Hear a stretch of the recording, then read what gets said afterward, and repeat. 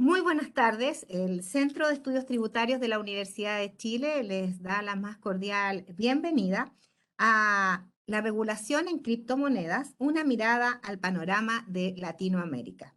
Como es la costumbre en todas nuestras actividades, nos brindará unas palabras de saludo el director ejecutivo del CET de la U de Chile, el profesor Gonzalo Polanco. Muy buenas tardes a todos, bienvenidos a este webinar, a esta charla que hacemos para mantenerlos permanentemente informados acerca de lo que está sucediendo no solamente en Chile, sino que en otros países de la región. Bienvenidos a todos aquellos que nos escuchan desde fuera del país, porque este es un tema que toma cada día más ribetes internacionales. Les voy a presentar a aquellas personas que van a ser los expositores en el día de hoy. El señor Jesús Ramos Ángeles, que es socio líder del área tributaria Thor Echandía y Lema de Abogados del Perú. Y va a moderar el señor Andrés Peña, que es periodista, editor y redactor de Bain Crypto Español para Chile.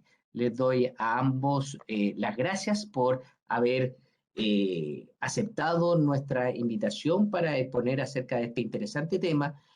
Solamente señalarle a todas aquellas personas que nos escuchan cuál va a ser la dinámica. Primero voy a dejar a Jesús para que haga su exposición y quien va a estar a cargo de la moderación va a ser Andrés, quien le va a hacer algunas preguntas y también va a recoger las consultas que ustedes hagan a través del chat. La presentación de Jesús posteriormente va a ser enviada a sus correos electrónicos, a aquellas personas que estén interesadas en formato PDF, y así también Andrés nos dijo que ponía a disposición de ustedes un artículo bien interesante que va a salir publicado próximamente en un medio en la República Argentina. Así que, sin más, dejo con ustedes a Jesús. Por favor, Jesús, tu exposición.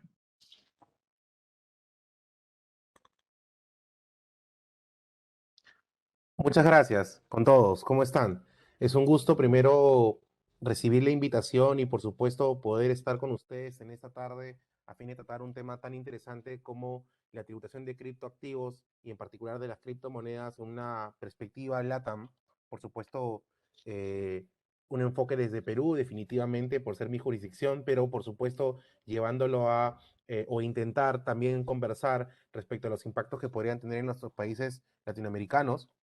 Y en segundo lugar, un tema sumamente importante, todos aquellos que estamos, en mi caso, en el mundo de los impuestos y en el mundo de la economía digital a la misma vez, tenemos pues que buscar siempre adaptarnos a los nuevos modelos de negocios y a las nuevas tendencias tecnológicas que se van produciendo. Y precisamente sobre esto es que quisiera comenzar con mi presentación. A ver, la tributación internacional, que básicamente es el sendero hacia el cual vamos a conversar el día de hoy cuando hablemos de tributación LATAM sobre criptoactivos, tiene una situación caótica en torno a la evolución en que se producen los desarrollos tecnológicos y a su vez la evolución que se produce en el desarrollo normativo fiscal. Por un lado, la tecnología siempre va, digamos, a la cabeza, a la vanguardia, y la tributación la va siguiendo en la medida de lo posible. Y dentro de ello los países tienen diferentes velocidades para poder perseguirlas, ¿no? Ciertamente no todos los países latinoamericanos van, así como no van a la misma velocidad en cuanto a regulación, tampoco en cuanto a fiscalía. Ello no es una excepción en nuestra materia. Pues bien, a partir de ello, lo primero que quisiera que veamos es que la economía digital, en el marco de la cual se enmarca también todo el ecosistema cripto, genera una serie de desarrollos disruptivos para la fiscalidad. Y es que en el marco de ello podemos encontrar que ha habido una revolución, la web 3.0, la revolución industrial, el concepto de metaverso, las tecnologías disruptivas basadas en blockchain, en big data, en inteligencia artificial y una serie de desarrollos novedosos que lo que generan es una ruptura de los principios tradicionales de la fiscalía internacional, basados o creados hace más de 100 años en el entendimiento de un mundo físico, de un mundo material. Y a partir de ello se presentan pues retos que la tributación tiene que afrontar y no son pues más que situaciones comunes en nuestros países, ¿no? La nueva economía digital, que ya no es tan nueva, por cierto, se basa en la fluctuación de datos, en el intercambio de datos. Modelos de negocios tradicionales como el transporte ya no tienen un sentido en el cual tengamos pues una flota de activos y vehículos, como por ejemplo sucede con Uber, que no tiene vehículos en su inventario. Compañías relacionadas a la industria cinematográfica y al audiovisual como Netflix no necesariamente tienen que tener dentro de sus activos pues cámaras de video o eventualmente videograbadoras, porque al final del día lo que hacen es desarrollar producciones a través de financiamiento o comprar licencias para poder reproducirlas, y sin embargo son identificados como el mayor productor de la industria cinematográfica actualmente. Facebook, el más grande influenciador mediático, no es una compañía de publicidad. Airbnb rompió el molde del modelo hotelero y sin tener ningún tipo de activo inmobiliario es el más grande hospedador del mundo. Entonces, ¿esto qué nos da como indicador? Que en la economía digital todo lo que teníamos sentado como reglas bases de fiscalidad se ven trastocadas. Y se ven trastocadas por modelos de economía a escala en los que la presencialidad física no existe. Hay cambios en la estructura de valor fundamentales que suponen una mayor importancia en los activos intangibles de los datos. Y esto supone básicamente tres problemas para la tributación internacional. Y aquí vamos a hacerlo lo más básico posible. El primer problema es que ustedes sabrán que cuando una renta se genera en algún lugar del mundo, siempre hay una necesidad de los países por querer grabarla, ¿ok? Y esto supone que en muchas ocasiones se produce un fenómeno denominado doble imposición internacional. Esta doble imposición es tradicionalmente resuelta a través de mecanismos unilaterales, es decir, los propios países lo resuelven en base a su legislación doméstica, pero también a mecanismos convencionales o bilaterales por la cuales los países acuerdan formas de resolverla a través de tratados internacionales. Estas resoluciones tienen básicamente tres principios básicos con mucha antigüedad. El primero es aquel por el cual el país que prioritariamente debe grabar es la residencia, o sea, el país de donde proviene la inversión. El segundo por el cual el país que secundariamente puede grabar si es que se produce una figura denominada establecimiento permanente es el país donde se ubica la fuente de la inversión, aquel donde se destina la inversión. Y en tercer lugar, que la valoración entre estas operaciones cuando son entre empresas asociadas se regula bajo una norma llamada precio de transferencia. En buena medida, estos principios no pueden ser aplicados en la economía digital y tampoco a las operaciones con cripto y con intangibles de ecosistema cripto. ¿Por qué?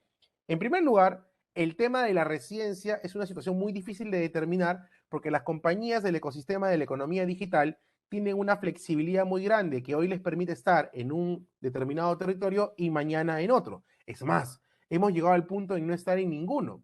Por ejemplo, piénsense en una DAO, en una organización basada en un smart contract para llevar a cabo algún tipo de ejecución que puede terminar generando determinadas capacidades contributivas. ¿En dónde reside una DAO? En el blockchain. ¿Qué mundo es ese?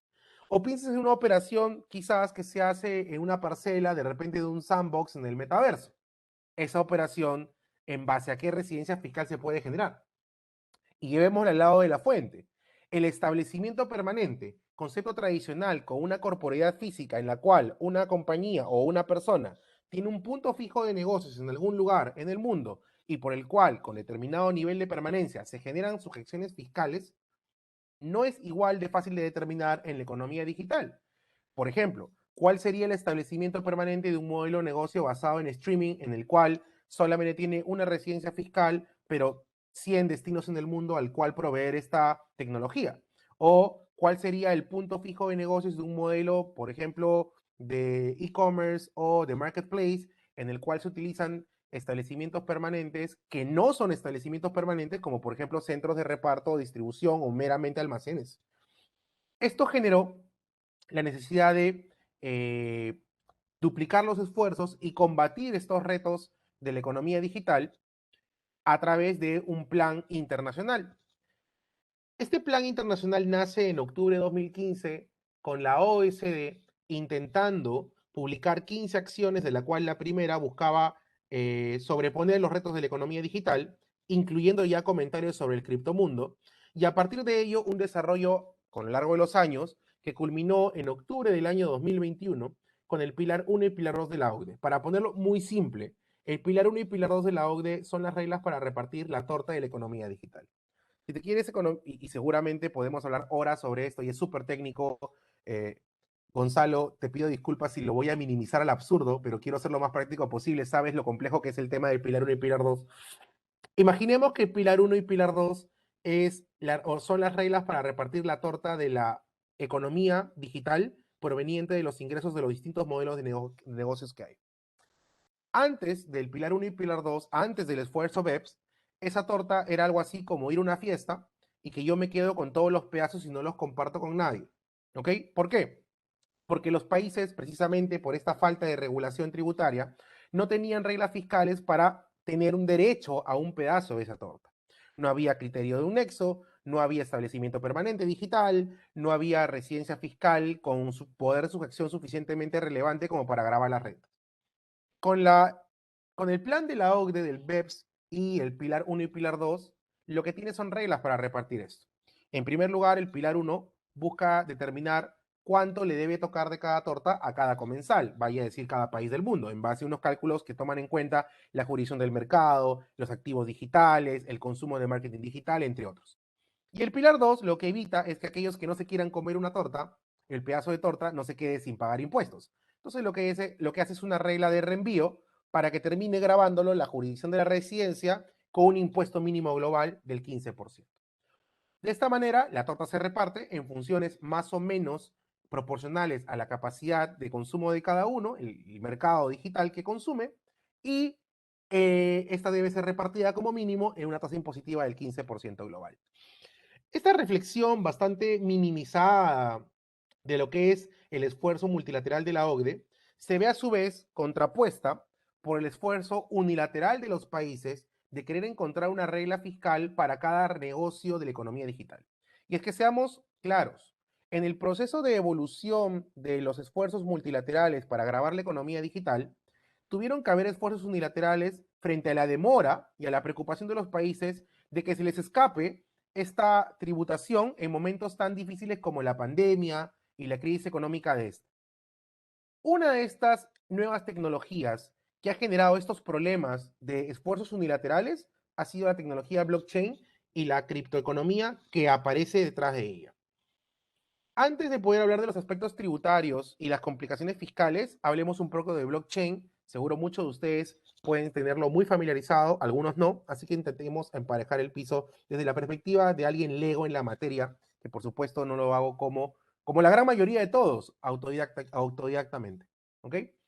Pues bien, el blockchain es una cadena de bloques creada a partir de un manifiesto de Satoshi, es el nombre que se le atribuye en la creación del blockchain, y este bloque de cadenas lo que hace es replicar en cada uno de los bloques la información del anterior, validada a través de un algoritmo cuyo resumen se llama hash. Es lo más parecido a un libro mayor, un registro contable, ledger, y lo que permite es tener todas las transacciones en el bloque de cadena validadas una detrás de otra, de tal manera que cada bloque tiene la misma información y eso permite que sea una información transparente, sin intermediarios, incorruptible y obviamente protegida por la técnica criptográfica del bloque de cadenas. Este bloque de cadenas llamado blockchain permite, obviamente, utilizarse para una serie de innovaciones tecnológicas. Pero en la mentalidad económica del ser humano, la primera utilización que se le dio fue darle una finalidad para sustituir los medios de pago tradicionales creados por moneda de curso legal. Es así como, ya tiempo atrás, nació el Bitcoin. El Bitcoin y a partir de él una serie de criptoactivos distintos que ya hablaremos después. Desde el Alt, el Ethereum, el Ether, etcétera, pasando por los stablecoins o monedas estables, llegando a los tokens, entre ellos el NFT y otros tipos de posibilidades de utilizar la tokenización a partir de la blockchain. La blockchain permite crear activos digitales que tengan la cualidad de ser transmitidos peer-to-peer, es decir, sin intermediarios, P2P. Esta característica hace que uno pueda tener la seguridad de que en el medio de la transacción no hay intermediarios que encarezcan la operación, porque lógicamente si el día de hoy tú quieres utilizar un medio tradicional bancario de finanza centralizada, como por ejemplo cualquier transferencia bancaria, lo que tienes que hacer es brindar tu información financiera y personal a una entidad financiera, la cual utilizará una pasarela de pagos, la cual utilizará un proveedor de tecnología, de transmisión de datos a través de una tecnología de Internet, y a su vez esa transferencia irá a otra persona que tiene otro banco y otros proveedores tecnológicos y digitales. Con lo cual, tranquilamente, tu información bancaria, personal y financiera está en manos de 6, 7, 8 empresas en el medio. Además del hecho de que cada uno de ellos tiene márgenes de ganancia que encarecen la transacción y que finalmente se traducen en los costos de la misma. Lo que permite la tecnología blockchain, hablando un poco de criptomonedas, es evitar estas intermediaciones y permitir que las operaciones sean directamente entre las personas, peer-to-peer. La criptomoneda es un activo digital que representa valor, que representa un medio de pago y que a su vez representa una unidad de medida, ¿ok? Y de refugio de valor. La gran diferencia, y ya lo veremos seguramente después, entre la criptomoneda y la moneda del curso legal es que no está respaldada por un banco central, ni por un sistema financiero, ni por una ley que la crea, salvo en aquellos países en que expresamente se ha hecho eso, caso de El Salvador, por ejemplo. ¿Ok? En el resto de países, la criptomoneda no es moneda de curso legal y cada país le da un tratamiento tributario y legal distinto. Por ejemplo, como medio de pago, en algunos casos como un activo virtual, en otros casos como un bien mueble, ya lo veremos luego. Pero las criptomonedas no son la única aplicación para la tecnología blockchain. La ciberseguridad, los contratos inteligentes basados en tecnología blockchain de Ethereum, ¿no? Creada por Vitalik, los DAOs, que son los, digamos, mecanismos descentralizados para hacer organizaciones con ejecuciones basadas en smart contracts, por ejemplo, para hacer una junta, por ejemplo, para generar un pago colectivo a una asociación de propietarios, las DeFi, las finanzas descentralizadas, que permiten acceder a mecanismos de financiamiento colateralizados, inclusive con cripto, sin necesidad de intermediarios financieros y por tanto sin necesidad de todas las complicaciones para acceder al crédito, hasta funciones más inclusive políticas, como por ejemplo las votaciones, con bastante seguridad jurídica y seguridad normativa y seguridad informática, la ciberseguridad, entre otros. Entonces hay un montón de funciones positivas de la blockchain. Hablemos de una de esas funciones que son los criptoactivos. A ver, hay un informe de la OSD del año 2020 que clasifica los criptoactivos en tres, básicamente, tipologías.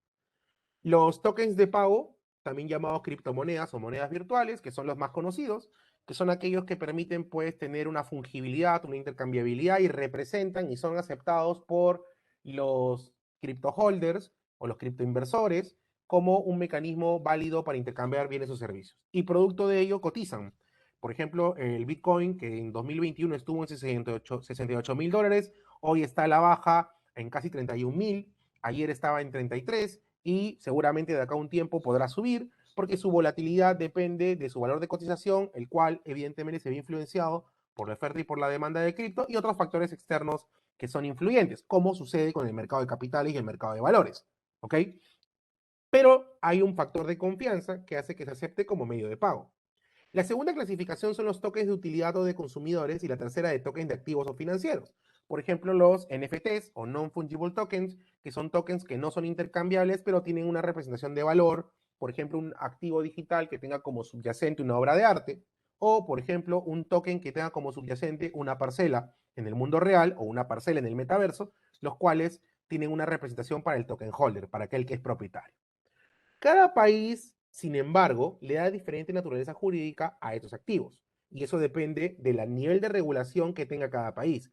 Algunos países han alcanzado un nivel de regulación lo suficientemente maduro como para no tener ningún inconveniente y otros países están en etapa incipiente. Por ejemplo, para hablar de mi país, el Perú, no existe en la actualidad ninguna norma legal o tributaria que tenga referencia alguna sobre lo que es el tratamiento de los criptos, ni siquiera opiniones de la autoridad tributaria. Lo que hay solamente es alguna opinión bastante antigua de la Superintendencia de Banca y un proyecto de ley para regular la criptoeconomía, que todavía está en pañales. Pero otros países, por ejemplo, el caso de Chile, ha tenido ya opinión de su autoridad impositiva, el SII, respecto a la naturaleza jurídica de los cripto. Lo mismo pasa con la DGI en Uruguay, de repente también lo mismo con la FIP en Argentina, y situaciones similares han venido ocurriendo en legislaciones extranjeras, como el caso de la ley mexicana, que es una ley considerada pues marco y bastante representativa, entre otros más. El caso es que también hay países que ya le han dado tratamiento tributario a partir del hecho de regularlo incluso como medio de pago. Caso de Panamá, que todavía, por cierto, no está vigente la norma, pero que le va a tratamiento de medio de pago. El caso de Colombia, que lo reconoce como bien inmaterial, y el caso también de El Salvador, que incluso le ha dado carácter de moneda de curso legal, como también me parece hace poco la República Centroafricana, que sí creería, ¿correcto? Que creo que son los únicos dos países que hasta el día de hoy le ha dado carácter de curso legal al cripto, y creería que inclusive son los, es más, para que veas la confianza que hay El Salvador el día de hoy o ayer, atendiendo a la baja de cripto, fue por la técnica pues del DCA, ¿no? O sea, se mantuvo en hodl, pero además compró cripto en un precio a la baja para un poco diversificar su inversión, apostando un poco por el plan A, que es que suba ¿no? Las estimaciones dicen que para 2024 podría llegar a $82,000 inclusive, aunque el plan B dice que podría bajar más. Conociendo la tendencia, seguramente es una picada hacia abajo y luego una subida bastante interesante. Pero bueno, es un poco... De hecho, disculpa Jesús, de hecho también en El Salvador se están ofreciendo bonos que están respaldados en Bitcoin, ¿no es cierto? También Absolutamente cierto. es otra medida, también es algo nuevo que surge gracias a las criptomonedas, ofrecer bonos con un criptoactivo que de cierta manera solo está regulado, solo es una moneda de curso legal en 2 países, como dices tú, entonces de todas maneras también es algo bastante particular de lo que está pasando ahí en El Salvador. Por supuesto, de hecho, Andrés, un poco comentando lo que mencionas, hace un par de semanas fui ponente en el evento Lima Crypto Capital, fui el tributarista a cargo del evento, había un montón de speakers, Vale. en mi caso me tocó la parte de tax, y ¿Ya? de hecho, como sabes, estuvieron los representantes de El Salvador y la confianza que ellos tienen en el ecosistema cripto es impresionante. Más allá de cualquier componente extra alrededor de eso, desde el punto de vista de la confianza en la criptoeconomía, son un ejemplo sin duda. Y lo mismo creo yo que se va a replicar poco a poco en otros países. El hecho que Panamá, sin apostar a ser moneda de curso legal, haya apostado por un proyecto convirtiéndolo en medio de pago y es bastante, porque Claro. implicaría aceptar la posibilidad de que puedan no solamente tradear con cripto y hacer exchange con cripto, sino incluso ir a una tienda y pagar con cripto y estando en la obligación de aceptarlo si es así. Porque no estamos Exacto. hablando de un, por supuesto, un medio de pago voluntario. Pero a lo que voy es que finalmente se le está reconociendo el carácter de medio de pago. Y eso es importante desde el punto de vista tributario, Andrés, y bueno, en general a todo el público, Sí, por supuesto. porque depende mucho, y ese es el siguiente slide que quería presentarles, de la naturaleza jurídica que le dé cada país al cripto para poder saber su tratamiento tributario. Y aquí, eso depende de cada uno. A ver, hay muchas hipótesis sobre lo que es cripto y lo que yo le puedo mencionar hoy día puede no ser exactamente igual en sus países. Pero lo cierto es que depende mucho de lo que la ley interna, la ley doméstica de cada país considere sobre respecto a esto. ¿Ok? La primera pregunta del millón es, ¿el cripto es dinero? Porque si es dinero no paga impuestos, porque en la mayoría de países, salvo aquellos que tienen impuestos a las divisas, que cada vez son menos, Ecuador es uno de los pocos que tiene impuesto a las transferencias, ¿no? El impuesto sobre divisas. Y Perú tiene un impuesto a las transacciones financieras, pero que no grava el dinero, sino la transferencia con un impuesto regulatorio del 0,005%. O sea, no tiene ánimo recaudatorio, sino solamente regular las transacciones. Pero lo cierto es que la pregunta de ¿es dinero el cripto? Depende de cada país. En la gran mayoría de países la respuesta es no. De hecho, así ha opinado el DGI, así opina en Uruguay, así ha opinado la FIP en Argentina, así ha opinado el IRS en Estados Unidos, así ha opinado en su momento también la Hacienda Española, etc. Porque para que sea dinero, lo primero que tiene que pasar es que una ley lo reconozca como dinero de curso legal y, en segundo lugar, que no sea de aceptación voluntaria, sino obligatoria. Tú no, por ejemplo, tú no puedes, en Chile, tú no vas a ir a una tienda a pagar con pesos chilenos y te van a decir, no, no te acepto, a mí me pagas en euros. Eso no es posible, porque es una moneda de curso legal. Igual en Perú, tú no puedes ir con soles a una tienda y decir, no te acepto, y lo mismo con cada jurisdicción, con guaraníes, con pesos argentinos o con lo que sea. Entonces, el primer descarte es que la naturaleza del cripto no es moneda, salvo en aquellos países que lo hayan hecho así, caso El Salvador, República Centroafricana. La segunda hipótesis es dinero electrónico, y la gran mayoría de países también tienen como respuesta el no, porque las legislaciones de estos países normalmente reconocen como dinero electrónico la representación digital del dinero de curso legal, del dinero fiat, ¿ok? Por lo cual hay una digitalización en un wallet, pero que tiene como respaldo, no como respaldo, sino tiene como equivalente inmediatamente un dinero fiat, uno por uno, vamos a ponerlo así, ¿ok? Uno por uno. Es decir, una representación digital equivale a una representación de dinero fiat. Se parece mucho a lo que hoy conocemos como stablecoin. Por ejemplo, el stablecoin que tiene como respaldo el dólar en 1 por 1, o bueno, casi 1 por 1, ¿no? Se parece mucho a esa idea.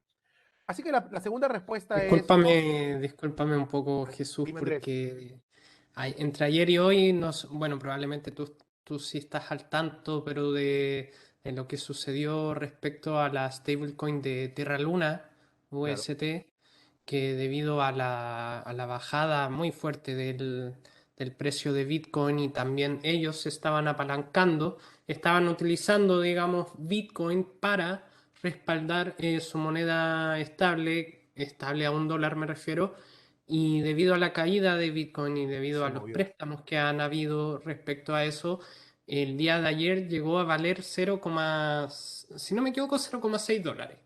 Entonces, también, bueno, quizás tú lo vayas a tocar más adelante, pero el tema de las stablecoins, más allá de Bitcoin o cualquier otra moneda, como puede ser Ethereum o lo que sea, también respecto a términos regulatorios y términos de cómo un país puede adoptar estas monedas, sobre todo países que tienen monedas débiles en comparación al dólar o al euro, juegan un rol fundamental. Sin Por embargo, supuesto. tienen ciertos riesgos como lo que sucedió ayer y hoy con el tema de Terra, que básicamente el dip que estamos viviendo esta semana se ha causado un poco gracias a lo que está sucediendo ahora en ese ecosistema que entre Terra y Luna son dos proyectos con capitalización de mercado enorme. Prácticamente las dos están dentro de las 15 monedas con mayor capitalización de mercado en la actualidad, así que también el tema de las stablecoins, si es que después los introduces más tarde, sería genial también poder conversar sobre eso. Por supuesto, de por sí ya tienes ahí el funcionamiento de la moneda estable como algo positivo, porque el stablecoin sigue siendo cripto con la única diferencia que está respaldado de una moneda fiat normalmente, y esta moneda fiat permite que tenga cierta estabilidad. Por eso dije 1 por 1 casi siempre, porque precisamente en estos días hemos tenido escenarios en el cual has visto eh, variaciones en la equivalencia, pero precisamente eso logra que esa moneda estable sea un éxito. Porque atendiendo a la bajada del Bitcoin, que va en picada, ojo, repito, en picada en comparación al último año, porque siempre está por encima del valor de cualquier moneda del mercado digital. Estamos hablando de $31.000 por Bitcoin aproximadamente, más o menos. Claro, en comparación a los 68 que llegó a valer, es poco, pero tampoco es que sea una caída irrecuperable. De hecho, las estimaciones es que esta caída viene con un creciente interesante. Así que, joder. Pero bueno, independientemente de eso, lo cierto es que las stablecoin prueban su finalidad, porque esa caída no se dio en una moneda estable. Ciertamente cayó, pero no cayó al piso. Y hubieron otras monedas estables con menores caídas. No recuerdo cuál de ellas estuve viendo ayer en Coinbase, estaba en Ujú. 0.9. ¿Cómo se llama esta que es el stable del dólar, la más conocida? El Bueno, USD. Tether. Ya, Tether el puede Ether. ser. Sí, creo que sí. Sí cayó, pero cayó en 0.2, 0.3, o sea, Claro, es una claro. variación mínima, ¿ok? Sí, Entonces, sí, sí permite ser una moneda de refugio con poca volatilidad y finalmente función de protección. No cayó como claro. cayeron otras cripto. Pero bueno, Sí.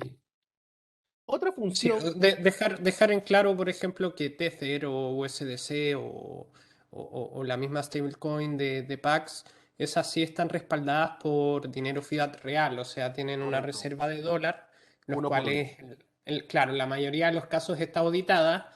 Tether ahí entra un poco también en la duda de qué tan reales son los dólares que ellos tienen, pero al menos los de Pax Gold y los de USDC claro, están respaldadas por una reserva de dólar, entonces eso permite de que se mantenga la relación 1 a 1. Totalmente de acuerdo. Precisamente eso es lo que hace que algunos se pregunten si es un instrumento financiero. Porque para algunos países se conoce así o se entiende así. De hecho, en Argentina se le ha dado en algún momento tratamiento de instrumento financiero para ciertos impuestos. En consecuencia, algunos países también tienen esa pregunta. ¿Es un activo financiero? ¿Es parecido a una acción? ¿Es parecido a un valor mobiliario? Eso dependerá de cada país. En el Perú la respuesta es no. Otros también se han preguntado si es un commodity, como por ejemplo el oro o por ejemplo el trigo, el cual depende de la cotización internacional. Eso va a depender de cada jurisdicción. Algunos te han preguntado si es un valor mobiliario o un bien digital. La respuesta más común en la gran mayoría de países es que es un bien mueble intangible. ¿Ok? Es la respuesta más común. Y en función de eso es que se generan impactos impositivos, porque dependerá de si la ley tributaria de un país grava o no la venta o la compra o la posesión de un bien mueble intangible. Lo primero que voy a intentar enfocar es la jurisdicción de la cual yo vengo, que es Perú, para un poco entender y compararla con el resto de países. Pues bien, en el caso peruano, lo primero que les debo decir es que la tenencia, la posesión de cripto no está grabada. Y tampoco la donación de cripto o la herencia de cripto. Y eso es por un tema muy particular de la legislación peruana. Repito, la gran mayoría de países latinoamericanos concuerdan en que el activo cripto tiene naturaleza de bien mueble intangible o incorporal o inmaterial. Y por tanto, dependerá de cómo cada ley doméstica tributaria trate a este tipo de activos. En el caso peruano, al no haber un impuesto a las sucesiones y al no haber un impuesto al patrimonio, la posesión o la donación o la herencia del cripto no genera ningún impacto impositivo. ¿Qué quiere decir esto? Si tú, por ejemplo, compras cripto y este sube de valor, esa ganancia no realizada no paga impuestos en Perú. Lo que sí podría pagar impuestos es la venta producto de este. Pero ahora veremos que tampoco es así. La segunda posición interesante cuando tienes cripto es la de trader, es decir, la de comprar y vender, la de realizar el cripto. Ya sea porque lo haces a través de un broker o porque lo haces directamente en una operación peer-to-peer, ¿ok? Pues bien, en el caso peruano no hay ninguna opinión de la autoridad tributaria, como sí en la gran mayoría de países de LATAM, con una opinión clara sobre esto, lo cual ciertamente es una desventaja.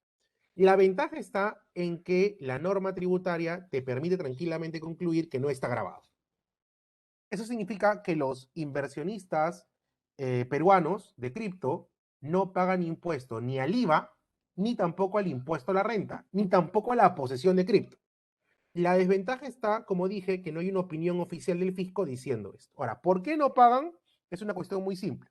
La ley peruana tributaria no tiene ningún gravamen para la venta por parte de una persona, no una empresa, de activos intangibles e inmateriales. Solamente se graba en la venta de acciones, esto no son acciones, y la venta de inmuebles, que tampoco lo son. En consecuencia, si el día de hoy yo vendo un auto, yo vendo una marca, yo vendo un software o vendo cripto, al ser todo bien muebles que no están en la categoría de bienes mobiliarios, pues no están grabados. Ahora, distinto es el caso de una compañía que acepta o realiza actividades con cripto y los vende. Obviamente la venta de cripto por parte de una compañía sí está grabada en el Perú, ¿ok? Y tendría como costo el costo de adquisición del cripto a la fecha en que fue adquirido. En el caso del IVA, tampoco está grabado para una empresa la venta de cripto, por las mismas razones anteriores. Una pregunta que siempre nos hacemos en Perú es, ¿y qué pasa con los mineros? ¿Qué pasa con la minería de Bitcoin de repente de Proof of Work? Pues bien, la minería de cripto en Perú, al decir que no hay ninguna norma que lo establece, hay dos posturas. Mi postura es que tampoco está grabada la minería. Lo que está grabada en todo caso es la operación posterior que hace luego de obtener el Bitcoin o la cripto luego de haber hecho minería. La minería, para aquellos que no están más familiarizados, y acá nuevamente desde mi postura de Lego lo comento, la minería es un proceso informático a través del cual una computadora con mucha capacidad de procesamiento para resolver problemas matemáticos súper complejos resuelve el algoritmo de un bloque de la cadena para validar la información de esta a través de un hash. De tal manera que como recompensa esa validación que permite que la cadena funcione como tal, recibe una porción de cripto o un equivalente a la moneda que ha estado minando. Básicamente, en muy buen, digamos, cristiano, en eso consiste la minería. Entonces, las personas o las empresas que se dedican a minar, lo que hacen es coadyuvar a que la cadena funcione, validar la información de la cadena y la cadena le da un premio que es cripto. Si te percatas, nadie le paga por el cripto. Es la cadena la que funciona mediante esa metodología. Entonces, ¿qué sucede? O sea, no hay una persona que te pague por el cripto, no es Satoshi pagándote, si es que Satoshi es su nombre. Lo cierto es que es la cadena recompensándote. Eso es importante porque bajo la ley peruana, repito, bajo la ley doméstica peruana, para que una operación esté grabada, inclusive para empresas, se requiere necesariamente de un tercero que te remunere por esa operación. En consecuencia, siendo que se puede decir que la minería no es remunerada por un tercero, podríamos concluir que una compañía peruana que se dedica a minar cripto solo pagaría impuestos cuando vende ese cripto y no cuando lo obtenga ni por poseerlo. Es interesante porque es una oportunidad para poder generar algún tipo de inversión en minería. De hecho, tradicionalmente Paraguay ha sido un destino muy interesante para minar cripto en Latinoamérica, pero les comento ese Efectivamente. tratamiento peruano.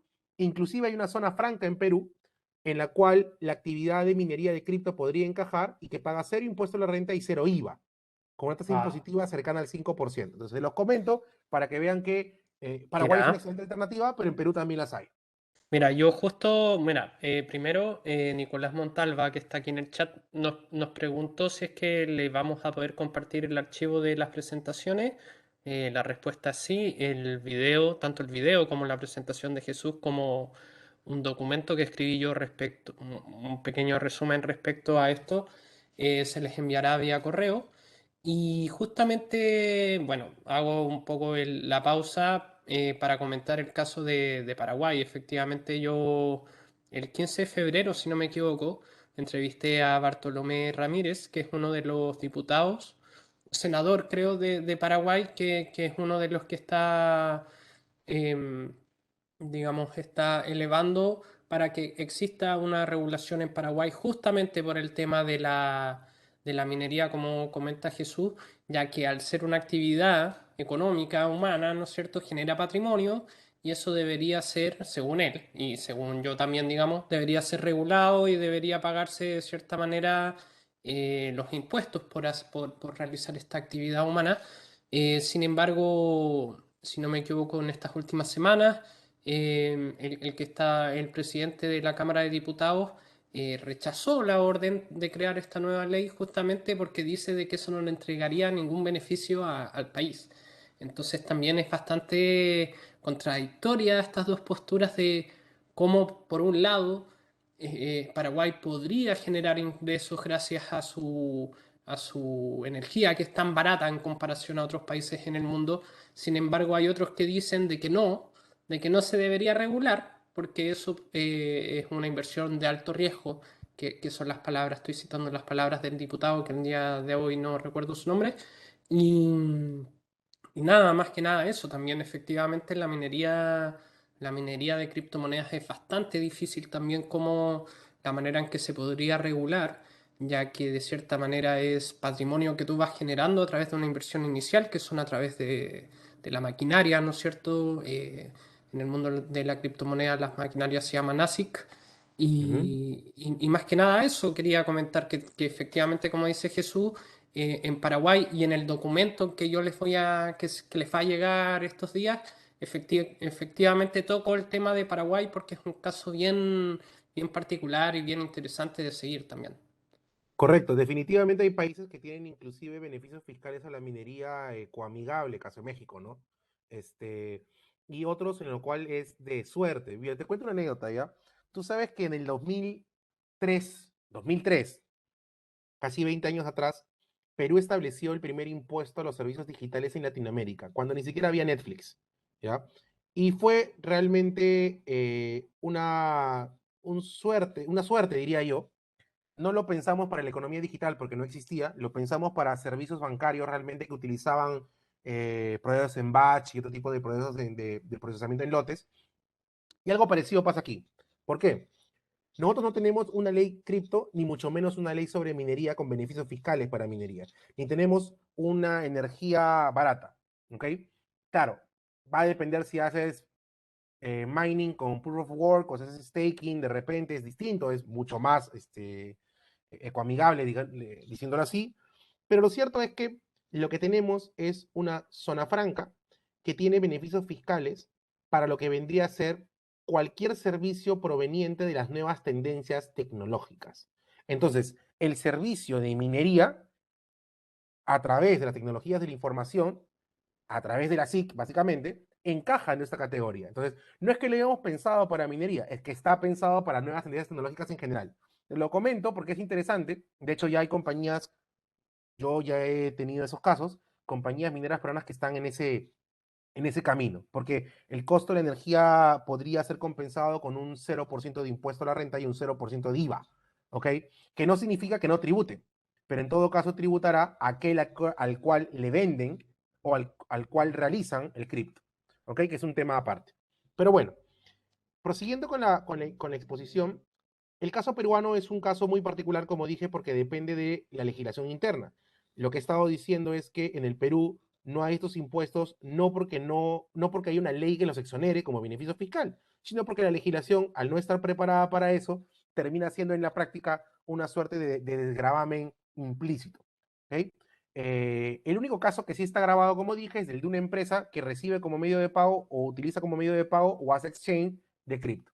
Pues bien, ¿qué pasa con otros países de la región? En primer lugar, Paraguay, a través de una opinión de su Hacienda, o del BCR, si no me equivoco, paraguayo, ha considerado que no son moneda ni medios de pago ni tiene efectos cancelatorios, pero sí en cambio tiene la naturaleza de un bien digital y en consecuencia el intercambio, o sea, la permuta, el exchange de cripto por cripto y la venta, es decir, el cash out de cripto por fiat, generaría eventualmente una operación grabada con el impuesto a la renta empresarial si fuese una empresa, el impuesto a la renta personal si fuese una ganancia de capital de una persona. O sea que Paraguay sí tiene un impuesto. Lo importante es que Paraguay tiene tasas impositivas bajas, o sea que tampoco esto es un gran problema. La tasa de impuesto a la renta empresarial en Paraguay, si no me equivoco, es 10%, ¿ok? Que es bastante interesante comparándola con la región. En el caso de Uruguay, hay que hacer un contexto. Uruguay tiene un sistema territorial de imposición. Eso significa que en Uruguay solo se graban las rentas provenientes de rentas de fuente uruguaya y no las rentas de fuente extranjera. A diferencia de Perú, Chile, Argentina, que tenemos sistemas de imposición sobre fuente mundial. Es decir, nuestros países graban las rentas worldwide si tú eres un residente en su país, no importa dónde las obtengas. Vale. Pero Uruguay no. Entonces, perdón Jesús, eso significa, por ejemplo, si yo viviese en Uruguay y trabajo para un medio, bueno, yo trabajo para un medio extranjero, si viviese en Uruguay, no tendría que pagar impuestos, digamos, por mi trabajo, digamos, Pagarías impuestos por tus actividades realizadas en en Uruguay. Uruguay. Pero si Ah, tienes, vale, por ya. ejemplo, rentas provenientes de actividades del exterior, por ejemplo, Mm, dividendos, intereses, regalías, claro, inclusive claro. alguna actividad del exterior que viniese, no tendrías por qué pagar impuestos en Uruguay. Ah, mira, qué A loco, manera no, muy no, similar no a Panamá, sabía. con la diferencia que la reputación fiscal de Uruguay es un poquito mejor que la de Panamá, Por o supuesto, bastante por mejor. supuesto. Con Sí, el amén de mis amigos panameños, que su país es maravilloso. claro. Este, lo cierto es que en Uruguay también hubo una opinión de la DGI, que es la Dirección General de Impuestos, el equivalente del SII en Chile, el SRI en Ecuador, la SUNAT en Perú, la FIP en Argentina, etc. ¿Ok? La DGI uruguaya también reconoció, a través de una consulta, no solamente que estamos hablando de bienes muebles e incorporales, sino también que la permuta de estos bienes, el gravamen y la venta de estos bienes generaba un gravamen con IVA y que solamente iba a generar un gravamen con renta, es decir, con el impuesto a la renta uruguayo, si es que se podía vincular a una fuente uruguaya. Y hay todo un problema, porque no hay ninguna norma el día de hoy que te diga cuándo una operación de cripto es de fuente uruguaya o no. Entonces, por tanto, hay opiniones divididas Y entre... eso sucede, digamos, en la mayoría de los países. Por ejemplo, bueno, que estamos en Chile, yo, para contar mi caso, a mí me pagan mi sueldo en criptomonedas y efectivamente yo sí declaro lo que gano, ¿no es cierto? Como cualquier trabajador, ¿no es cierto? Pero me llega a mi cuenta de Binance, que es un exchange centralizado, pero que es extranjero. Y de cierta manera no hay una forma en que el servicio de puestos internos o mi banco pueda verificar efectivamente cuánta plata me llega ahí. Sí hay otros exchanges chilenos como CryptoMarket y Buda, que incluso en Buda te dan una boleta por las criptomonedas que tú compras. Y yo cuando declaré mi renta hace un mes aproximadamente, me apareció un mensaje, tú has hecho trading con criptomonedas y evidentemente fue porque tengo cuentas creadas en estos dos exchanges que yo te digo, pero digamos, yo para salvar y no entrarme en ningún tipo de riesgo, lo que me llega a mí, yo sin moverlo y sin hacer nada, lo declaro al tiro, digamos, y declaro al tiro Claro. mi paga, ¿no es cierto? Ujú. Pero es bien difícil y lo entiendo y es un poco para enfatizar lo que plantea Jesús, que es muy complejo rastrear de cierta manera los movimientos si es que se utilizan exchanges internacionales e incluso billeteras que ya son de uso personal, ¿no es cierto? Que son que uno es custodio de esa billetera en particular. Ese es un caso, por ejemplo, en la que en la mayoría de países sí no hay duda que está grabado. Es decir, la remuneración de un trabajador en función a cripto, en la mayoría de países no hay discusión que eso está grabado. ¿Por qué? Porque se entiende que es un pago en especie finalmente de un sueldo llevado a cabo por una actividad. Eso es evidente. Donde sí están las dudas es, en el caso uruguayo, por ejemplo, es si yo compro a través de mi cuenta en Binance o en cualquier crypto exchange, abro una wallet y compro cripto y posteriormente a una X cantidad de tiempo, este cripto genera una subida de valor y yo hago el cambio a fiat, liquido mi posición y ahora tengo dinero en mi cuenta bancaria. La gran pregunta que se hace Uruguay es, ¿esa renta es de fuente uruguaya o no? Porque finalmente proviene de una operación con un exchange extranjero por un cripto que está en una blockchain que no tiene ninguna vinculación con ningún país del mundo, ¿no es cierto? Está en el mundo de la economía digital. Por eso decía al comienzo, cuando entré en la parte introductoria, que tal vez le hice muy larga, quería explicar el gran problema que no solamente tiene el cripto, sino toda la economía digital, y es que no hay materialidad, está en el mundo de lo inmaterial. Y eso es lo que ocasiona problemas con la tributación, porque un ejemplo es Uruguay, no sabemos cómo conectar a la fuente uruguaya. En el caso chileno y peruano no es un problema, ¿sabes por qué? Porque tributamos worldwide, no importa dónde estés. Pero ahí te das cuenta del problema en Uruguay porque ellos solamente tributan por fuente uruguaya. Entonces, sí es un tema clave identificar si es de fuente uruguaya o no.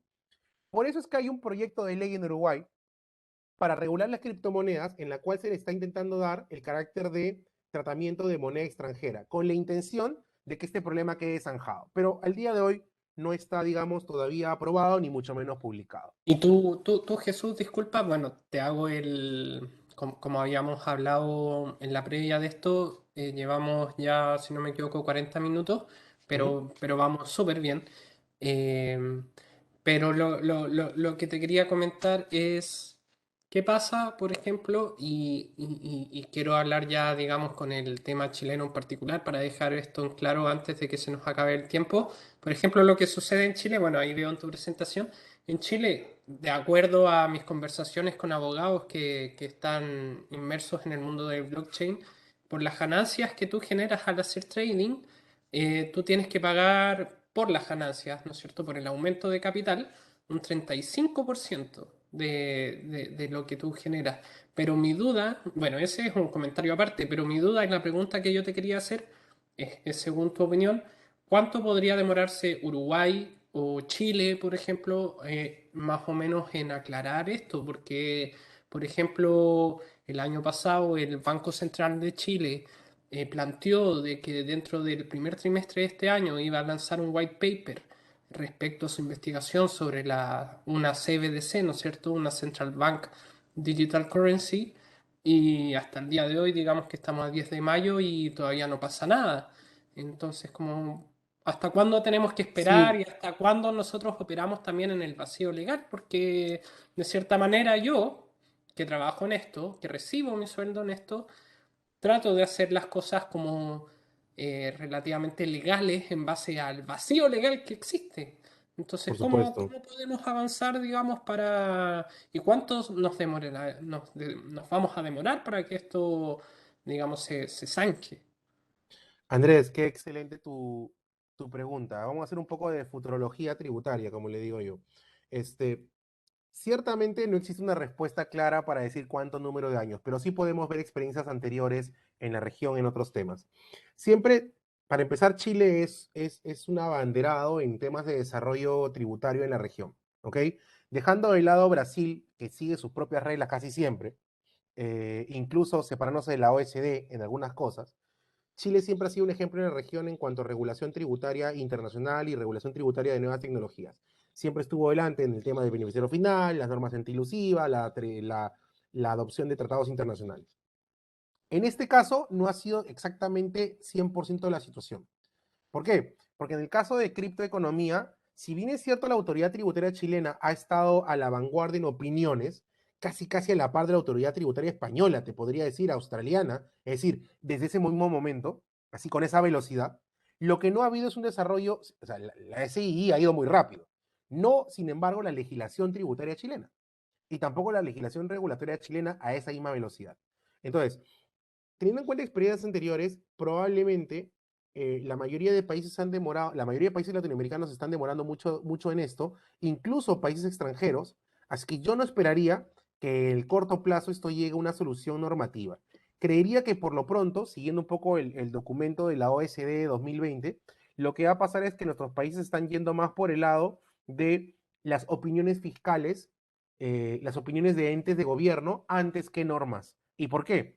Porque seguramente van a esperar un cierto consenso y no lo hay al día de hoy. Y hasta que no suceda este consenso, creería que no se van a animar a regularlo de manera expresa como algunos países ya lo han hecho. ¿Sí? Creería que eso es a lo que vamos no es tanto a una normativización de la tributación de los cripto, sino más bien a una opinión ya bastante más consensuada de parte de las autoridades tributarias, que creo que por ahí va el tema. Ahora, yendo al caso chileno específicamente, si bien es cierto no hay una definición legal de lo que es cripto en Chile y tampoco el proyecto de ley FinTech ha establecido todavía algo vinculante porque no está aprobado, lo cierto es que sí hay opiniones de la autoridad tributaria chilena sobre el tratamiento tributario del cripto, creo yo, de la manera más clara en la región, solamente seguido después, creería, de la autoridad tributaria argentina. ¿Ok?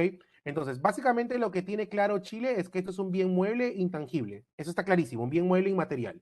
Y siendo así, en el IVA no hay ningún gravamen, porque la ley tributaria chilena no grava la venta de bienes inmateriales y muebles, como sucede en el caso peruano. Así que por el IVA creo que está claro. En el lado del impuesto a la renta va a depender mucho de la operación que haces.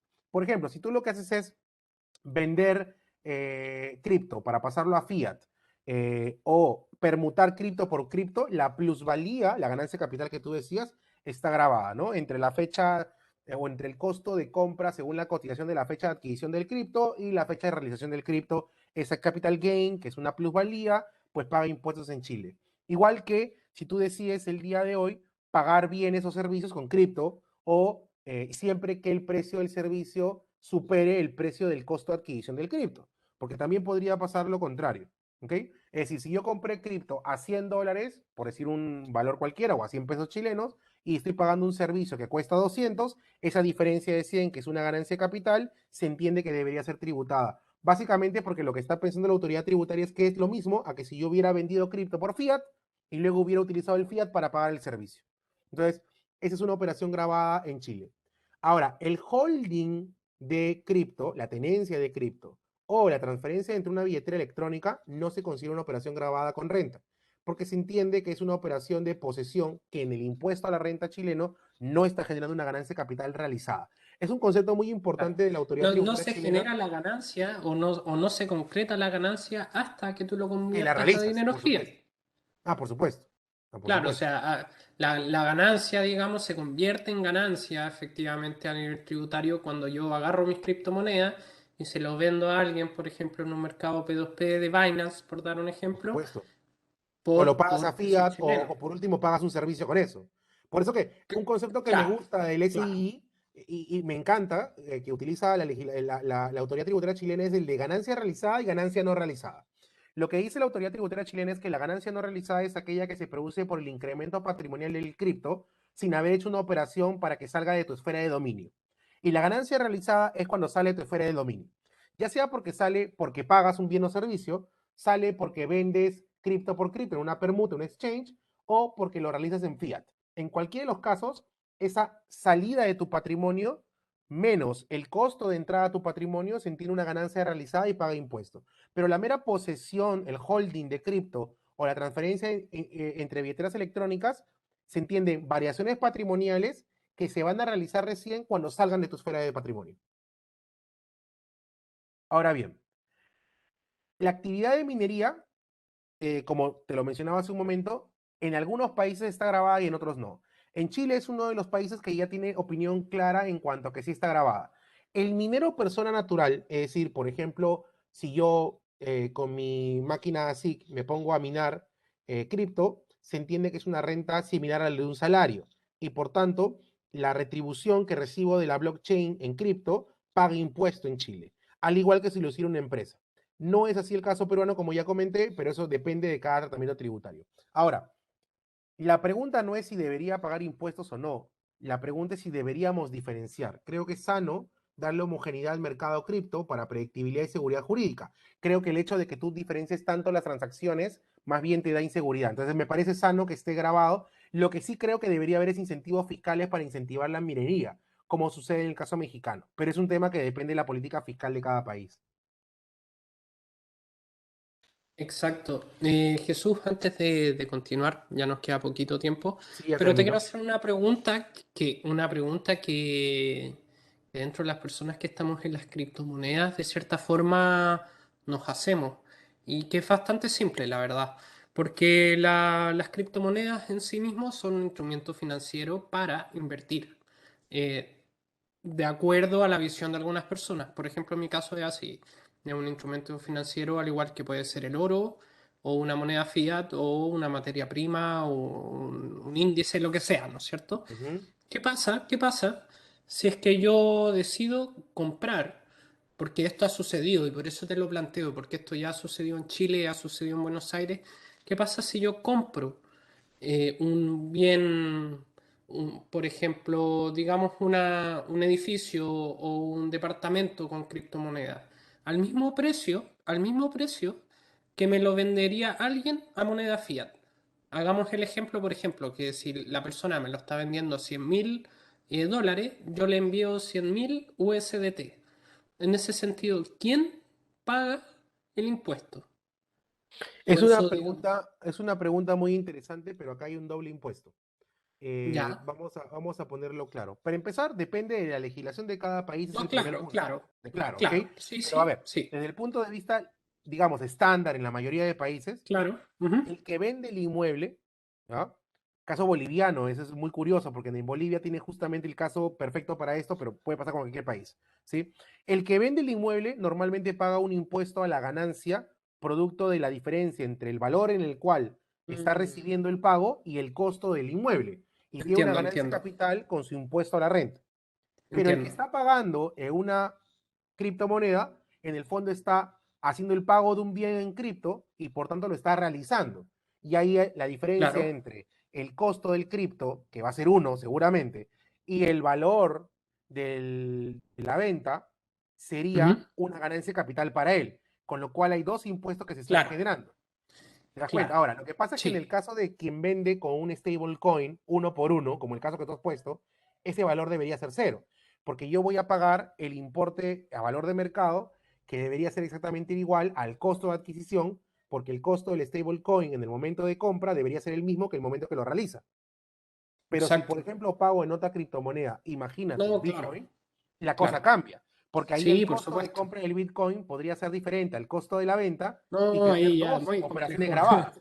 Sí, Ahora, esto no es una operación muy, a ver, claro, suena a algo muy, muy, muy loco, pero en el fondo esto ha venido pasando en los últimos 30 años con las permutas, porque en cualquier país claro. latinoamericano en el cual tú permutas bienes por bienes, hay una doble venta.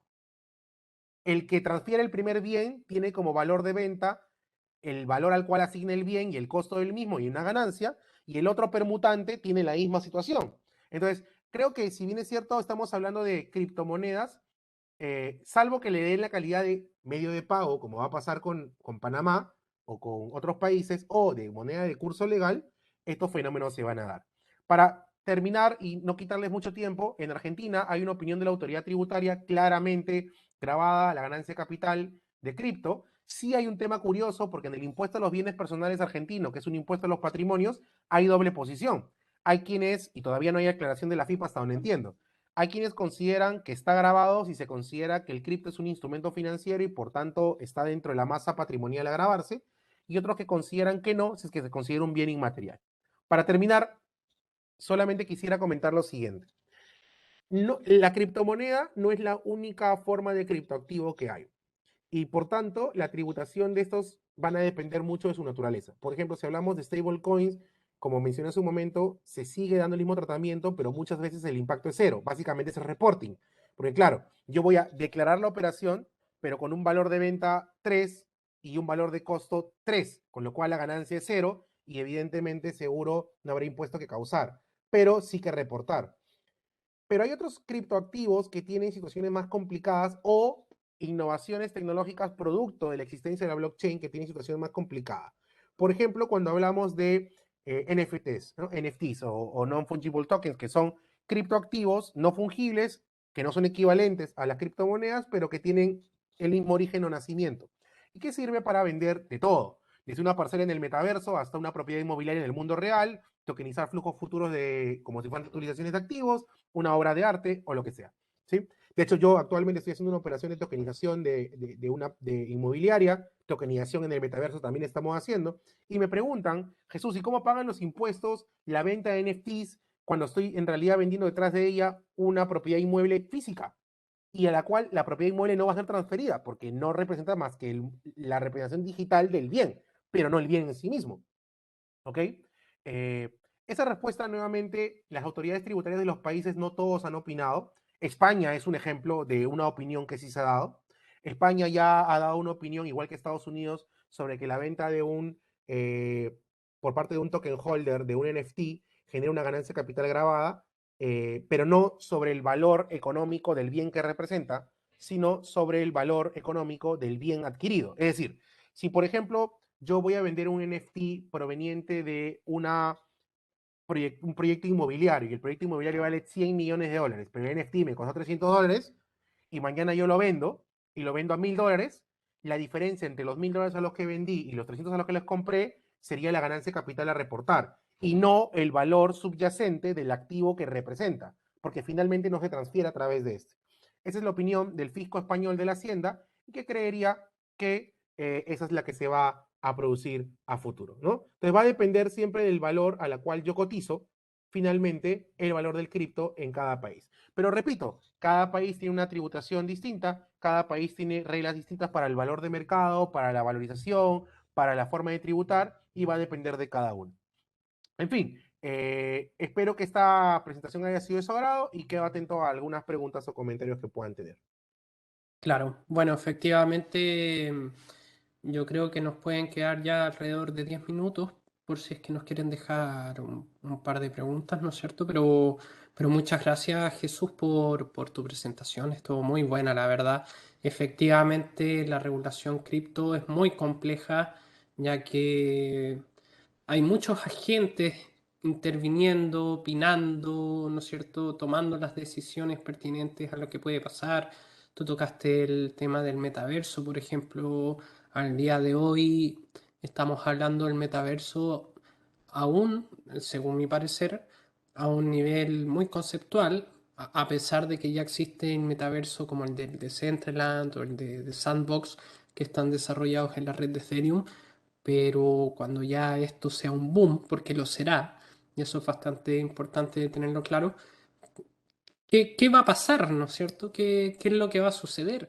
Porque hay posturas muy distintas, ¿no es cierto? Bueno, yo que lo veo desde el campo de las comunicaciones, que la discusión y el juego que existe entre si las criptomonedas son buenas, si es que las criptomonedas son malas, si es que hay que regularlas o no hay que regularlas porque son la alternativa al sistema financiero tradicional y por lo mismo no deberían ser reguladas de ninguna manera, pero de cierta manera estamos viviendo en una situación bastante compleja. Ahora mismo Henry Brito aquí nos hace la pregunta, ¿qué comentario del futuro de las criptos vemos? Bueno, yo en mi parte, como les cuento, yo soy editor de Bein Crypto, el medio de criptomonedas más internacional del mundo. Eh, Honestamente, si ustedes me preguntan lo que está pasando al día de hoy, es que estamos viendo la primera gran explosión de la burbuja de las criptomonedas a un nivel del mercado cuando ya está maduro, ¿no es cierto? Bitcoin surgió ya en 2009, 2010, en esa época, en la época, ¿no es cierto?, de la crisis en Estados Unidos, subprime, y, y ya con diez años en el mercado donde se ve el FOMO, que es el Fear of Missing Opportunity, ¿no es cierto? Ha hecho de que los NFTs, que las criptomonedas y las plataformas de finanzas descentralizadas, que los proyectos Play to Earn, que todo se vaya inflando, se vaya inflando. Ahora lo que hizo Terra y Luna con Bitcoin, de mantener su stablecoin de UST en base a préstamos de Bitcoin, está generando un poco lo mismo de lo que sucede en el sistema tradicional de la deuda sobre la deuda y la deuda sobre la deuda.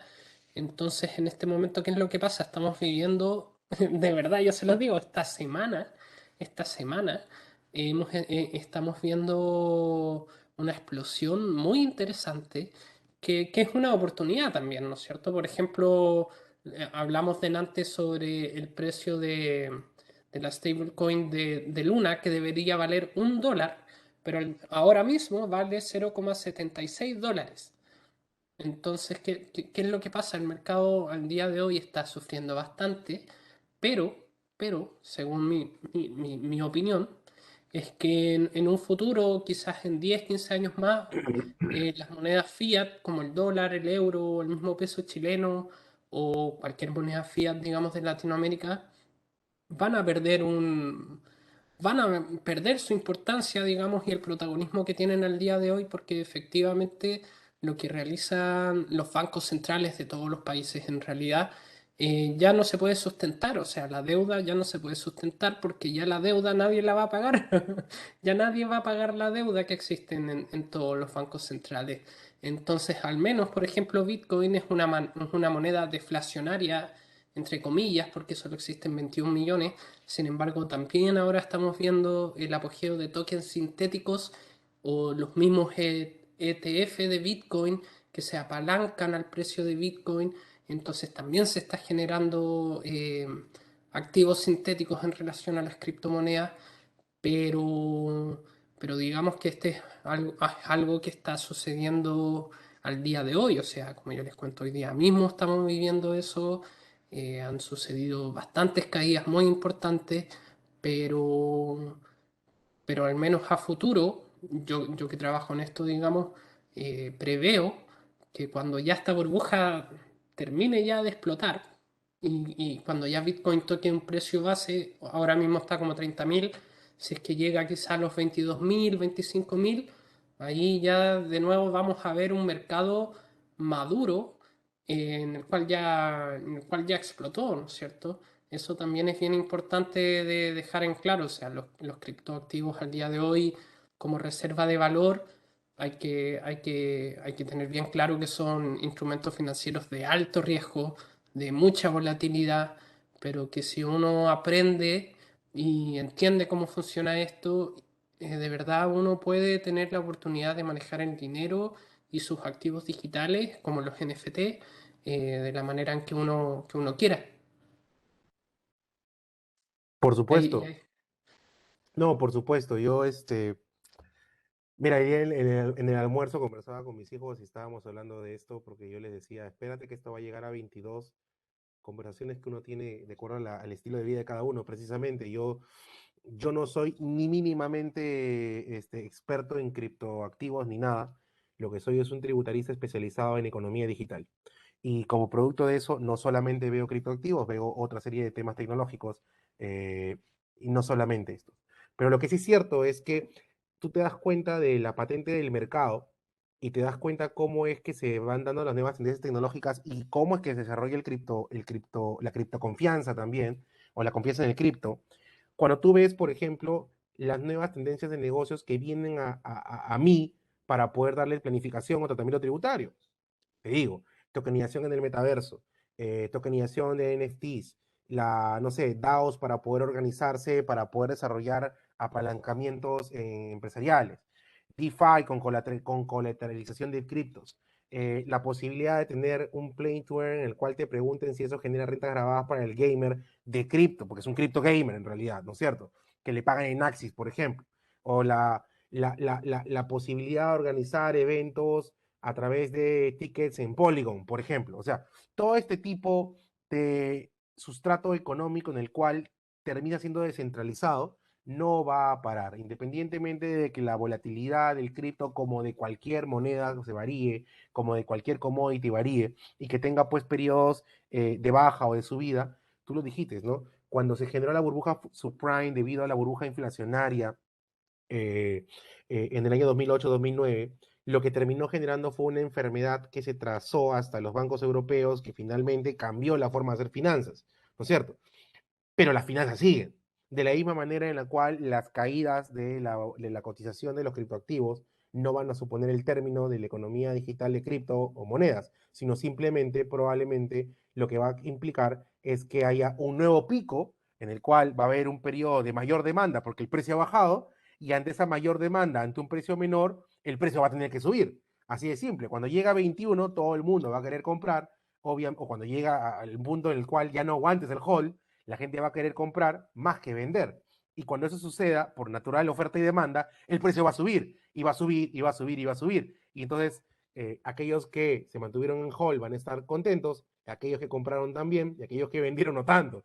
Entonces, así funcionan los mercados de capitales, y así funciona también el mercado de la criptoeconomía. Entonces, lo que yo creo es que esto está para quedarse, no esto de que es una realidad o es esta frase cliché de es el hoy.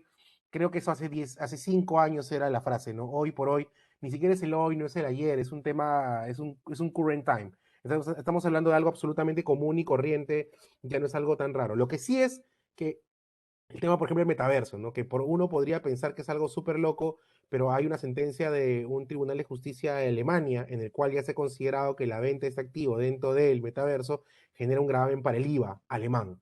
Entonces, estamos hablando de que una tax court ya está hablando de esto. Y hace 5 o 6 años en China hubo una sentencia sobre si la venta de un activo digital en el marco de este juego League of Legends generaba un taxable event bajo la ley china, y también hubo jurisprudencia de eso. Pero lo que yo quiero decir es que hace 5 o 10 años hablábamos de operaciones no con criptoactivos, pero sí en un mundo digital en el cual hubieron consecuencias tributarias. Ciertamente va a ser lo mismo con la criptoeconomía. Entonces, este es a lo que vamos, y me adelanto a decir un poco de futurología. Te aseguro que en 10 años ya no vamos a hablar solamente de operaciones en el metaverso, sino en el espacio. Es decir, si está grabado o no está grabada una operación realizada fuera del planeta. Y estamos hablando de que de repente una transacción hecha en Marte, si es que hacen 2 chilenos una operación hecha en Marte, tiene jurisdicción Chile para grabar. Así que simplemente el mundo va a seguir avanzando y nosotros tendremos que seguir el paso lo mejor que podamos. Eso es muy cierto, Jesús. Entiendo que ya estamos en la hora. Muchas gracias por tu presentación. La verdad fue excelente. Fue un gusto poder participar de esto también, de poder moderar un poco y nada, los dejamos invitados también a revisar los documentos que Marcela les enviará vía correo y también muchas gracias a ella y a Gonzalo Polanco por la invitación de permitirnos estar aquí y poder hablar con ustedes respecto a estas tecnologías y a estos activos que de alguna u otra forma se están tomando el espacio financiero. Gracias. Nosotros queremos agradecer, bueno, la excelente presentación de Jesús Ramos y ni hablar de la moderación de Andrés. Así que efectivamente les vamos a mandar la grabación, les vamos a hablar el documento que les mencionó Andrés y también el profesor Gonzalo Polanco, junto con la presentación de Jesús Ramos. A sus correos, los que ustedes registraron cuando se inscribieron en la actividad. Los dejamos cordialmente invitados a nuestras futuras actividades y nada, nuevamente agradecer a Jesús y a Andrés su tiempo. Jesús está desde Perú, bueno, Andrés nos acompaña desde la cuarta región, él ahora vive en Coquimbo. Así que Así es. muchas gracias a todos por acompañarnos y nos veremos en una próxima oportunidad. Muchas Sin gracias. duda, gracias a Muchas ustedes. gracias a todos, Hasta que estén luego. muy bien.